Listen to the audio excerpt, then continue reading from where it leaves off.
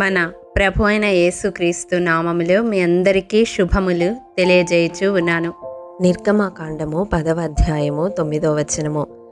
అందుకు మోషే, మేము యెహోవాకు పండుగ ఆచరింపవలెను గనుక మా కుమారులను మా కుమార్తెలను మా మందలను మా పశువులను వెంటబెట్టుకొని మా పిన్న పెద్దలతో కూడా వెళ్ళుదుమనెను.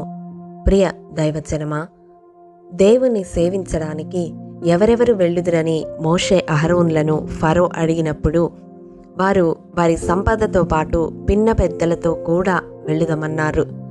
దేవుణ్ణి ఏ విధంగా సేవించాలో ఇక్కడ మనము గ్రహించవచ్చు.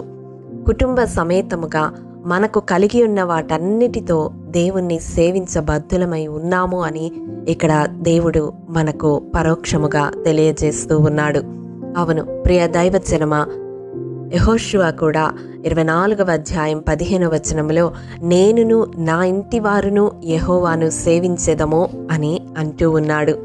ప్రియ దైవజనమా, చాలామంది గృహాలలో నేటి దినాలలో కుటుంబ సమేతముగా దేవుణ్ణి సేవించలేకపోతూ ఉన్నారు. ఈ వాక్యము వింటున్న ప్రియ సహోదరుడా సహోదరి, నీ కుటుంబంలో నీవు ఇటువంటి పరిస్థితిని ఎదుర్కొంటూ ఉన్నావా? నీ వారు దేవునికి దూరముగా జీవిస్తూ ఉన్నారు, దేవుణ్ణి సేవించని ప్రజగా ఉన్నారు అని కలత చెందుతూ ఉన్నావా? ఎంతగా వారి కొరకు మొరపెట్టిన కార్యము జరగడం లేదు, రక్షణలోనికి వారు నడిపించబడ్డం లేదు అని ఆందోళన పడుతూ ఉన్నావా? 50వ కీర్తన 23వ వచనం మనం చదివినట్లయితే, స్తుతియాగము అర్పించువాడు నన్ను మహిమపరచుచున్నాడు, నేను వానికి దేవుని రక్షణ కనపరచునట్లు వాడి మార్గము సిద్ధపరచుకొనెను అని వ్రాయబడి ఉంటుంది. నీ వారి రక్షణ కొరకు నీవు మార్గము సిద్ధపరచడానికి నీ నోట స్తుతియాగము ఉండాలి. ఎంతగా నీవు ప్రార్థించినా నీ గృహంలో రక్షణ కార్యము నీవు చూడలేకపోతూ ఉంటే, నీ నోటితో స్తుతియాగము సమర్పించే బిడ్డగా నీవుంటే తప్పక వారి రక్షణ కొరకు నీవు మార్గము సిద్ధపరిచిన వ్యక్తిగా ఉంటావు. అవును ప్రియ దైవజనమా, నీ కుటుంబంలోని వారందరూ దేవుణ్ణి సేవించులాగున, వారి జీవితాలలో దేవుడు కార్యము చేయలాగున, దేవుడు తన కృపతో వారిని ఆకర్షించులాగున, దేవుని సన్నిధిని వారు సమీపించులాగున ఈ దినమే స్తుతియాగము వారి పక్షముగా అర్పించడానికి ఒక తీర్మానం తీసుకొనాలని ప్రభు పేరట మనవి చేస్తూ ఉన్నాను. నీవు అర్పించే స్తుతియాగము వారిని పట్టి ఉంచిన బంధకాలన్నిటి నుండి విడిపించి దేవుణ్ణి సేవించడానికి వారిని నడిపించగలదు. అంత మాత్రమే కాదు, కొందరు ధనాన్ని మాత్రము దేవునికి ఇవ్వడానికి ఇష్టపడుతూ ఉంటారు, ఎన్నో కానుకలు ఇస్తూ ఉంటారు, సంఘ అవసరతలన్నిటినీ తీర్చడానికి ముందుంటారు, కానీ తమ హృదయాన్ని మాత్రం దేవునికి దూరంగా ఉంచుతారు. ఈ వాక్యము వింటున్న ప్రియ సహోదరుడా సహోదరి, నీవు కూడా అటువంటి వ్యక్తివేనా?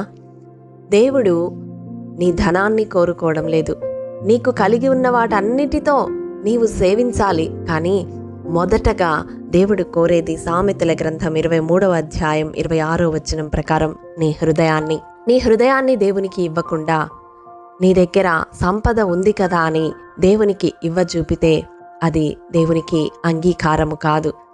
వెండి నాది, బంగారు నాది, భూమి నాది, 1000 కొండల మీది పశువులు నావి అని దేవుడు పలుకుతూ ఉన్నాడు. నీ హృదయం దేవునికి సమర్పించి ఆయన్ను నీ రక్షకునిగా అంగీకరించి ఆయన్ని సేవించే బిడ్డగా నీవుండాలని దేవుడు ఆశపడుతూ ఉన్నాడు. తనను మహిమపరచడానికి, తనను సేవించడానికే దేవుడు నిన్ను తన పోలికలో సృజించుకున్నాడు. నిన్ను నీవు దేవునికి సమర్పించుకొనకుండా నీకున్న వాటిని సమర్పించడం ఎంతవరకు సమంజసం? ఈ దినం దేవుడు నీ హృదయాన్ని సంధిస్తూ ఉన్నాడు. ఇక్కడ కుటుంబ సమేతముగా వారికి కలిగి ఉన్న వాటన్నిటితో దేవుణ్ణి సేవించాలి అని మనం చూస్తూ ఉన్నాము.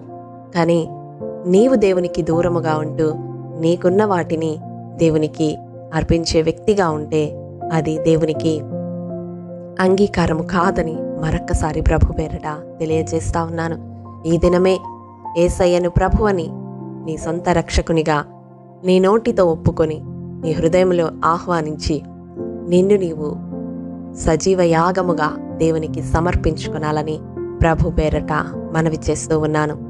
అటు రీతిగా ఈ వాక్యము వింటున్న మనమందరము మనకు కలిగి ఉన్న వాటితో మన కుటుంబ సమేతంగా దేవుణ్ణి సేవించే బిడ్డలుగా ఉండాలని, అట్టి కృప దేవాది దేవుడు మనందరికీ దయచేయాలని ప్రార్థిస్తూ ఉన్నాను. మహాఘనుడా, మహోన్నతుడా, మహాపరిశుద్ధుడా, నీ పరిశుద్ధ పాదములకు వందనములు దేవా.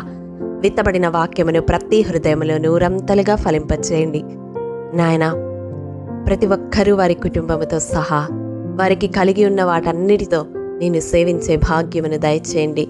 ఒక్క డెక్క అయినను విడువబడదని మోషే పలికిన లాగున దేవా, మాకున్న సమస్తముతో ప్రభువా నిన్ను సేవించే భాగ్యాన్ని మాకు దయచేయండి.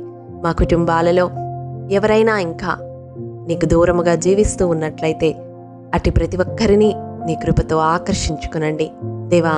మేము మా ఇంటి వారము తరము వెంబడి తరము నిన్ను సేవించే భాగ్యాన్ని దయచేయమని యేసు అతి పరిశుద్ధ నామం పేరట అడిగి పొందుకొని ఉన్నాము తండ్రి, ఆమేన్. ప్రియ దైవజనమా, అనుదినము షారోన్ మన్నా ద్వారా అడగబడుచున్న బైబిల్ క్విజ్ ప్రశ్నలకు సమాధానములు ప్రతి నెల మొదటి వారము కామెంట్ బాక్స్లో పోస్ట్ చేయబడతాయి. కాబట్టి గమనించి మీకు తెలియని ప్రశ్నలకు సమాధానములు తెలుసుకొనగలరని ప్రభు పేరట మనవి చేయుచూ ఉన్నాము.